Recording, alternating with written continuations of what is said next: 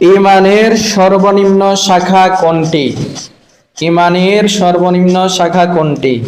Option হলো টাকা হাওলাত দেওয়া, রাস্তা থেকে কষ্টদায়ক জিনিস সরিয়ে দেওয়া, সত্য কথা বলা, কাউকে গালি না দেওয়া। কে বলতে পারেন?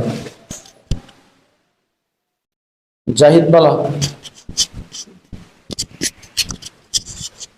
আমি আবার অপশনটি বলতেছি যে টাকা হাওলাত দেওয়া, রাস্তা থেকে কষ্টদায়ক জিনিস সরিয়ে দেওয়া, সত্য কথা বলা, কাউকে গালি না দেওয়া।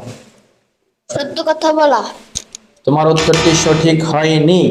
দেখি আর কে বলতে পারো? হাবিব বলো। রাস্তা থেকে কষ্টের জিনিস সরিয়ে দেওয়া। মাশাআল্লাহ, সবাই মাশাআল্লাহ বলেন। উত্তরটি সঠিক হয়েছে। ঈমানের সর্বনিম্ন শাখা হচ্ছে রাস্তা থেকে কোনো কিছু সরিয়ে দেওয়া, কষ্টদায়ক কোনো কিছু সরিয়ে দেওয়া।